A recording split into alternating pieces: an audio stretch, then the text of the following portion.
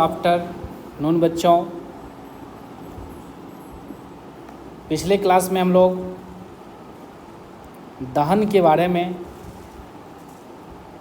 पढ़े थे।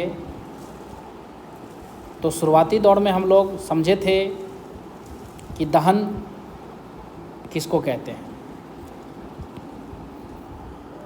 तो दहन के बारे में पिछले क्लास में मैंने बताया था कि दहन एक रासायनिक अभिक्रिया है।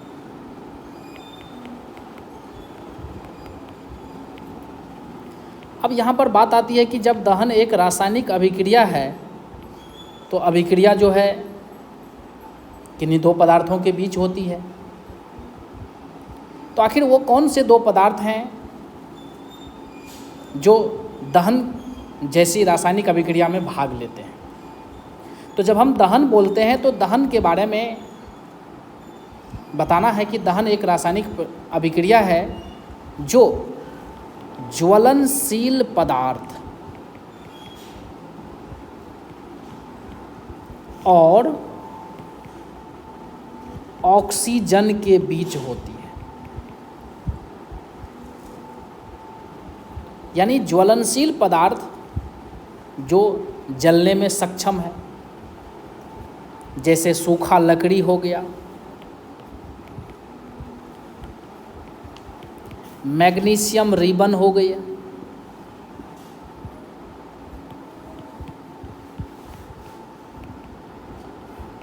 इसी तरह से जैसे गांव सब में मिलता है गोईठा इत्यादि। फिर इसके बाद हम लोग जाने थे कि दहन के आवश्यक शर्त के बारे में।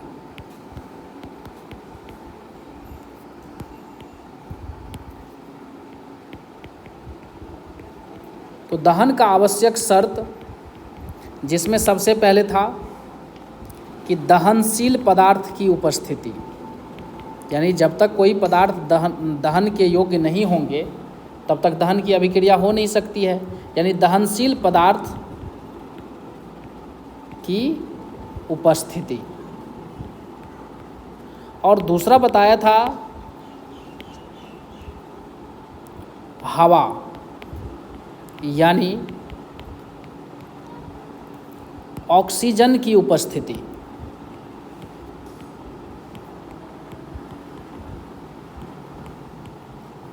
और तीसरा पॉइंट है ज्वलन ताप की प्राप्ति।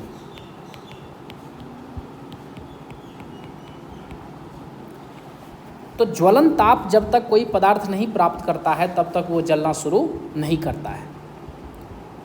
तो ज्वलन ताप के बारे में भी मैंने बताया था पिछले क्लास में कि ज्वलन ताप उस ताप को कहा जाता है जिस पर कोई पदार्थ जलना शुरू करता है। यानी जब तक कोई पदार्थ अपने ज्वलन ताप की प्राप्ति नहीं कर ले तब तक वो जलना शुरू नहीं करता है।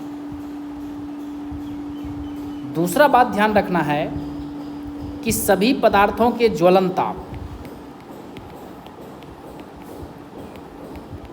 सभी पदार्थों के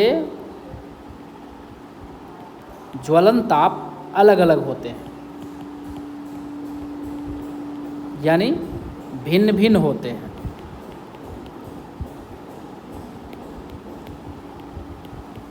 जैसे हाइड्रोजन गैस की जब हम बात करें तो हाइड्रोजन गैस में तुरंत आग लग सकती है। क्यों? क्योंकि उसका जो ज्वलन ताप है वो सबसे कम होता है। इसी तरह से केरोसिन तेल हैं, सीएनजी गैस हैं, इन सभी पदार्थों के ज्वलन ताप जो हैं निम्न है, यानी कम है, यानी इसमें जल्दी से आग लग सकती है।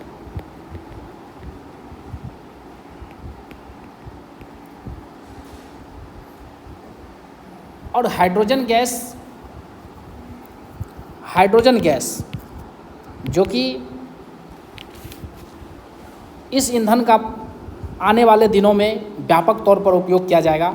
अभी भी इसका उपयोग किया जाता है रॉकेट ईंधन के रूप में। तो रॉकेट ईंधन में हाइड्रोजन गैस का यूज किया जाता है। क्यों? क्योंकि रॉकेट ईंधन में हाइड्रोजन गैस का उपयोग इसलिए करते हैं क्योंकि इसकी ज्वलन ताप जो है बहुत कम होती है और ये जल्दी से दहन की क्रिया करके पर्याप्त मात्रा में ऊष्मा का उत्सर्जन करते हैं। आज हम लोग जानेंगे माचिस की कहानी। ये माचिस का आविष्कार किस प्रकार से हुआ है।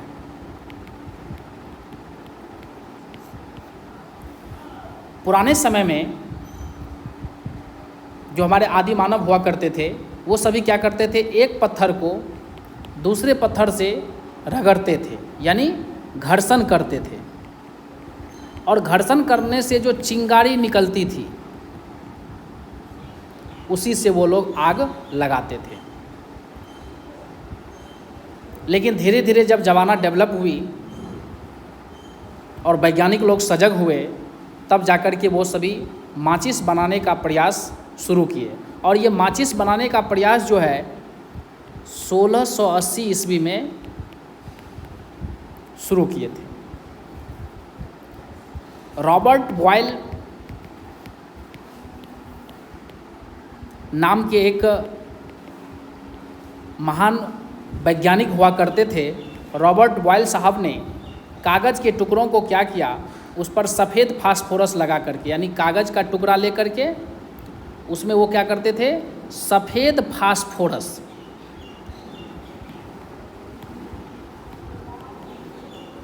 लगाते थे। और सफ़ेद फास्फोरस लगाने के बाद जब उसको किसी चीज़ से रगड़ते थे तो उसमें आसानी से आग लग जाती थी। यानी सफ़ेद फास्फोरस का जो ज्वलन ताप होता है वो बहुत कम होता है, यानी इसमें आसानी से आग लग जाती है। तो रॉबर्ट बॉयल ने प्रारंभिक दौर में यानी 1680 ईस्वी में माचिस बनाने का प्रयास किया। उन्होंने क्या किया, कागज़ का छोटे छोटे टुकड़ा को लेकर के उसमें क्या करते थे, सफ़ेद फास्फोरस का लेप लगाते थे। और लगाने के बाद जब उसको उस तिल्ली को यानी उस क्या कहते हैं कागज़ के टुकड़े को जब किसी चीज़ से रगड़ते थे तो उसमें आसानी से आग लग जाती थी। और इसी तरह से धीरे धीरे और जब ज़माना डेवलप हुआ तब जाकर के माचिस का जो हम लोग आज का रूप देख रहे हैं, यानी प्रारंभिक दौर में अभी जो माचिस है वो बनने की शुरुआत जो है 1845 ईस्वी में हुआ। यानी अभी जो माचिस हम लोग यूज करते हैं इसमें लाल फास्फोरस का यूज करते हैं। यानी इसका जो है 1845 ईस्वी में इसकी शुरुआत हुई थी। चूँकि लाल फास्फोरस अपने आप आग नहीं पकड़ती है, यानी इसको जब हम रगड़ते हैं तब पकड़ती है। यानी लाल फास्फोरस से कम ज्वलन ताप होता है सफ़ेद फास्फोरस का। यानी सफ़ेद फास्फोरस जो है इसमें अपने आप आग लग सकती है, लेकिन लाल फास्फोरस में अपने आप आग नहीं लगती है। इसीलिए आधुनिक समय में जो माचिस बना तो उसमें जो हम लोग लाल फास्फोरस का उपयोग करते हैं। इस प्रकार से माचिस के तिल्ली पर एक प्रकार का केमिकल है जिसका नाम है पोटेशियम क्लोरेट। पोटेशियम क्लोरेट यानी KClO3, यानी पोटेशियम क्लोरेट जो है ये माचिस के तिल्ली पर लगा हुआ रहता है। ये एक प्रकार का केमिकल है। और जो डिब्बी पर लाल फास्फोरस और सल्फर लगा होता है, जब उस पर रगड़ते हैं, ये जो डिब्बी होता है माचिस का उसमें देखे होंगे साइड से इस तरह से जो रहता है उसमें लगा रहता है लाल फास्फोरस।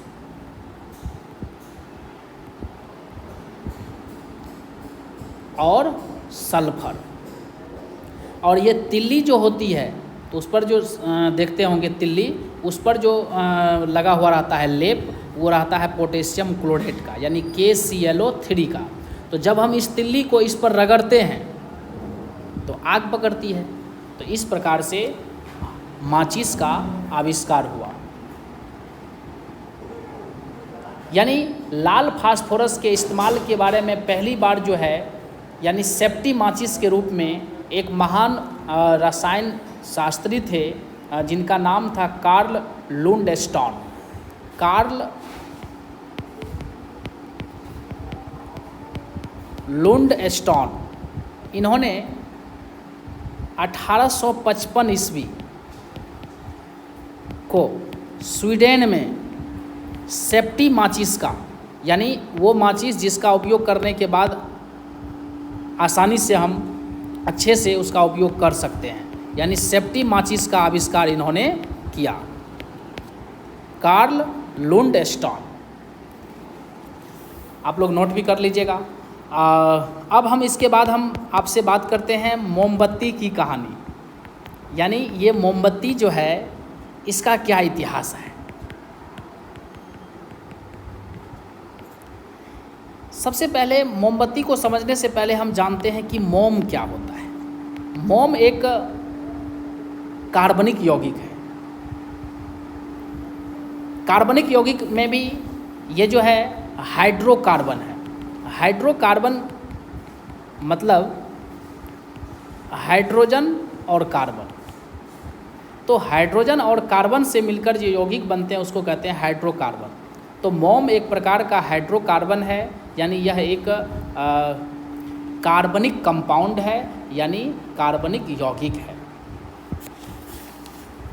तो मोमबत्ती का अगर आपको रासायनिक नाम कोई पूछ दे तो बोलना है पेंटाकोसेन।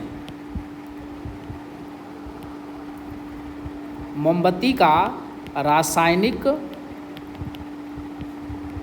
नाम पेंटाकोसेन होता है, और इसका अगर सूत्र पूछ दें तो इसका होता है C12H25।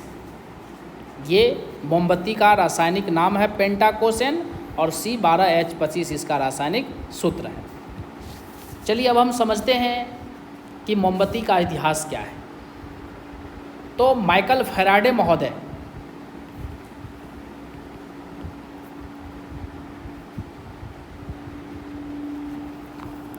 माइकल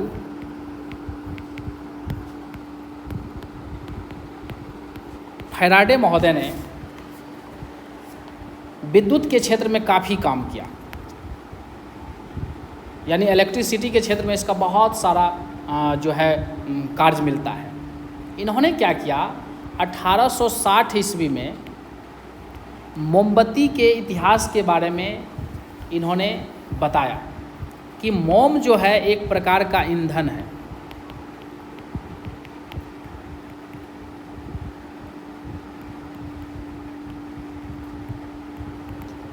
मोम जो है एक प्रकार की ईंधन है, यानी ईंधन का मतलब होता है कि यानी ये ऊर्जा का रूप है, यानी मोम का हम जब यूज करते हैं तो ये ऊर्जा देता है, अर्थात कहने का मतलब कि ऊष्मा के रूप में ऊर्जा देता है। ठीक है। और मोम के बारे में दूसरा बात अभी हमने बताया आपको कि हाइड्रोकार्बन, यह एक हाइड्रोकार्बन भी है, यानी हाइड्रोजन और कार्बन से मिलकर ये बना होता है, हाइड्रोजन प्लस कार्बन।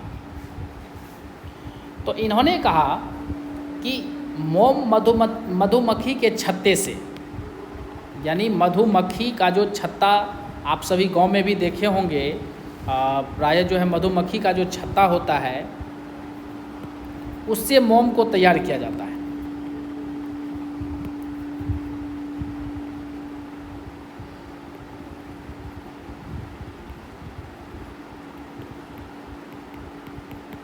तो मोमबत्ती यानी मोम जो है ये मधुमक्खी के छत्ते से निकाली जाती है। तो इस चीज़ को जो है शुरुआती दौर में माइकल फैराडे महोदय ने सर्वप्रथम बताया। इस तरह से हम समझ सकते हैं और कह सकते हैं कि मोम का जो है आविष्कार जो है माइकल फैराडे महोदय ने किया। अब हम बात करते हैं कि मोम के जलने के बाद, तो जब मोम जलती है तो इसके जलने के बाद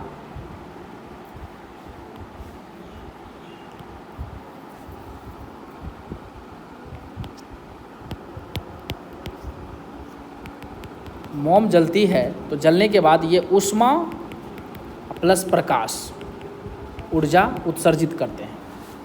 यानी मोम को जब हम जलाते हैं तो ऊष्मा के रूप में ऊर्जा की प्राप्ति होती है और प्रकाश के रूप में भी ऊर्जा की प्राप्ति होती है। अब इस मोम से बनाना है मोमबत्ती। तो क्या किए, एक फरमा लेकर के, इस तरह का बेलन के आकार का एक फरमा लेकर के उसके बीचों बीच क्या करते हैं, धागा को इस पार से उस पार कर देते हैं और इसमें अब क्या करते हैं, मोम को इसमें डाल देते हैं। यानी उसके द्रव अवस्था में, यानी पानी की तरह, जब उसको गर्म करते हैं तो वो पानी की तरह हो जाता है, उसको इसमें डालते हैं। डालने के बाद एक तरफ से इधर से जो है बंद रहता है और ऊपर से डाल देते हैं। डालने के बाद जब उसको कुछ देर तक छोड़ देते हैं ठंडा होने के लिए, तो ये जो है कड़ा हो जाता है, यानी कठोर हो जाता है। कठोर हो जाता है तो हम इसको क्या करते हैं, ये ऊपर का जो फरमा है उसको इस तरह से हटा देते हैं। इसको हम लोग एक पपीता का जो है वो जो होता है डंठल पपीता का, वो भी लेकर के हम मोमबत्ती को बना सकते हैं।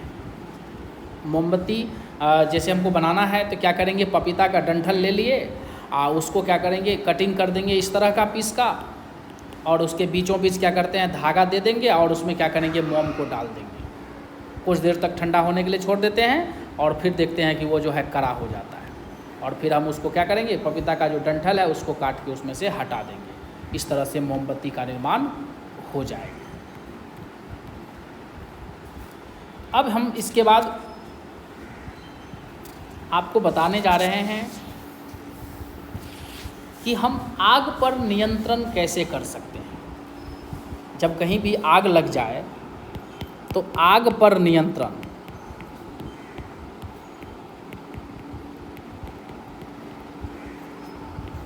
कैसे पाएं। तो देखिए, सबसे पहली बात है कि कहीं पर अगर आग लग जाए तो वहाँ से हमें अविलंब क्या करना चाहिए कि जो दाह्य पदार्थ है उसको हटा देना है।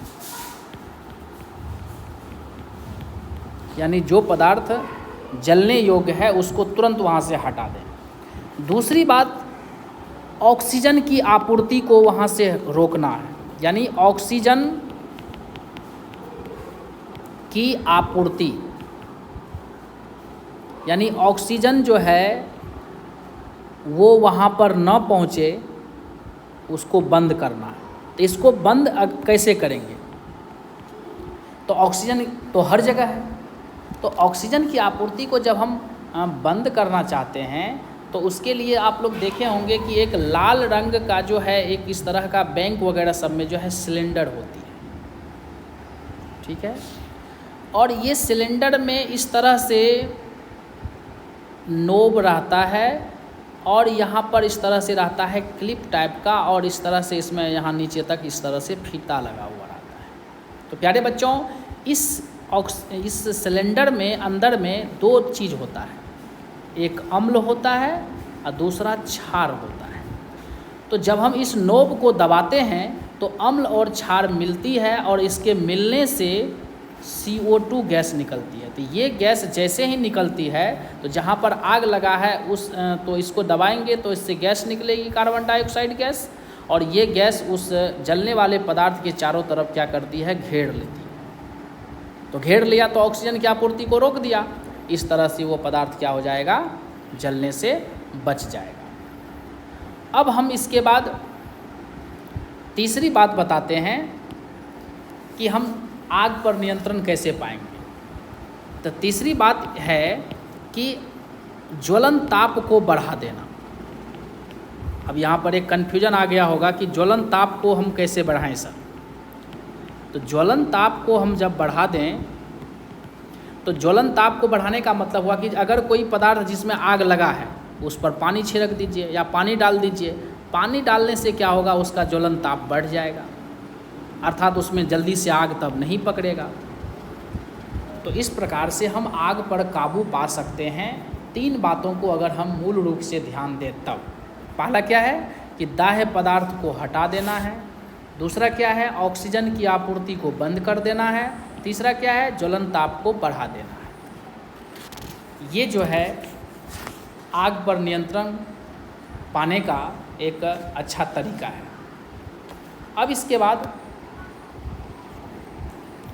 हम बात करते हैं कि मोमबत्ती। अभी हम लोग चर्चा किए भी थे मोमबत्ती के बारे में, तो फिर से मोमबत्ती हम इसलिए लाए हैं क्योंकि अब हमें बताना है आपको ज्वाला क्या होता है। इसको इंग्लिश में कहेंगे फ्लेम। तो जब मोमबत्ती को जलाते हैं तो जब मोमबत्ती जलती है तो जलने से, यानी वो जो जलती है तो वहाँ पर ज्वाला उत्पन्न होता है। जैसे किसी भी पदार्थ को हम जब जलाते हैं तो देखिएगा उससे रोशनी निकलेगी, अर्थात वो ज्वाला है उसका। तो प्यारे बच्चों, ज्वाला के जो है मुख्य रूप से 3 क्षेत्र होते हैं। एक होता है बाहरी क्षेत्र, यानी बाहरी भाग। दूसरा है मध्य भाग, और तीसरा है आंतरिक भाग। ये 3 भाग हैं। अब आइए इसमें समझते हैं कि सबसे बाहरी भाग जो है उसका कलर कैसा होता है। तो प्यारे बच्चों, सबसे बाहरी भाग का जो कलर है वो नीला होता है, और सबसे बाहरी भाग अदीप्त होता है,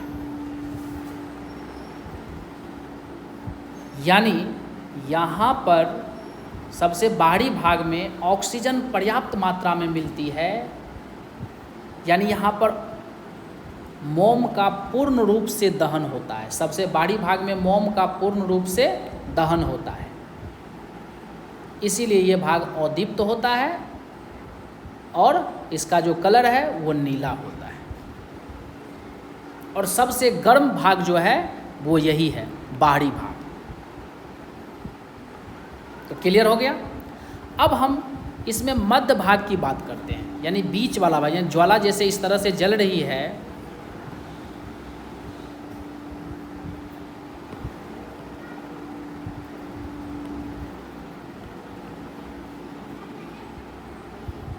ये जो इससे ज्वाला निकल रही है, तो सबसे बाहरी भाग जो है उसका कलर नीला होता है और ये अदीप्त होता है, यानी इससे उतनी मात्रा में रोशनी नहीं निकलती है, यानी इससे हम लोग इस कलर के ज्वाला से कोई चीज़ उतना अच्छा से दिखता नहीं है। इसीलिए बोला गया कि सबसे बाहरी भाग जो है वो उसका कलर नीला होता है और ये अदीप्त होता है। दूसरी बात जानना है कि सबसे बाहरी भाग में जो है मोम का, यानी ईंधन का पूर्ण रूप से दहन होता है, और ये बाहरी भाग सबसे ज़्यादा गर्म होता है। अब हम बात करते हैं मध्य मंडल, यानी मध्य भाग का। तो मध्य भाग का जो कलर है वो होता है, मध्य भाग का कलर पीला।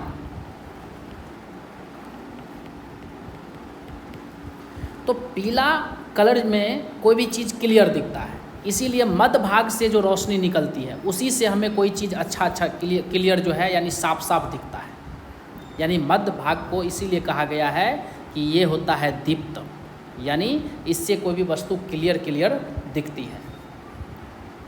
दूसरी बात, हम इसमें बात करते हैं मध्य भाग में मोम का, अर्थात ईंधन का पूर्ण रूप से दहन होता है, यानी तो इसमें मोम का पूर्ण रूप से दहन नहीं होता है। मध्य भाग में मोम का पूर्ण रूप से दहन नहीं होता है। इसमें कार्बन के कण, यानी मोम में कार्बन होते हैं, कार्बन के कण जो है कुछ इसमें वाष्पित होकर के चमकने लगते हैं, यानी मध्य भाग में जो है पूर्ण दहन नहीं होता है मोम का। क्यों? क्योंकि यहाँ पर ऑक्सीजन जो है वो पर्याप्त मात्रा में नहीं मिलती है, यानी जितना चाहिए उतना नहीं मिलती है।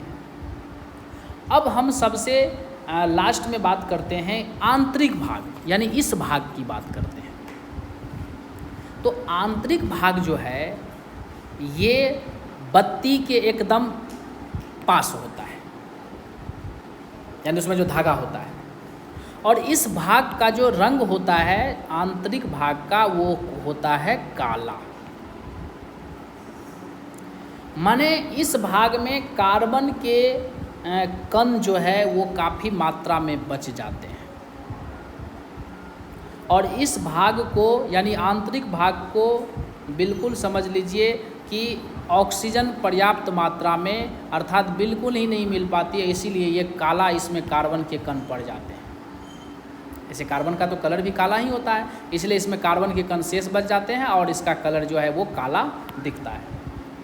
और ये क्षेत्र से उतना रोशनी यानी आंतरिक भाग से उतना रोशनी नहीं आती है, अर्थात ये बिल्कुल समझ लीजिए एक तरह से अदीप्त है। तो प्यारे बच्चों, अभी हम लोग समझे मोमबत्ती से निकलने वाली ज्वाला के संरचना के बारे में। ज्वाला के कितने भाग होते हैं, किस भाग से सबसे ज़्यादा रोशनी आती है, और सभी भाग का क्या क्या कलर होता है उसके बारे में भी जाने। आंतरिक भाग का कलर काला होता है यानी ज्वाला का रंग काला होता है, मध्य भाग में पीला होता है, सबसे बाहरी भाग का जो होता है वो नीला होता है। इस प्रकार से आपका जो है ये चैप्टर समाप्त हो गया। अब मैं फिर आपसे मिलूँगा अगले वीडियो में प्रश्न उत्तर को लेकर के, ठीक है। Thank you. आप सभी चैनल को सब्सक्राइब कर दीजिएगा, लाइक कर दीजिएगा।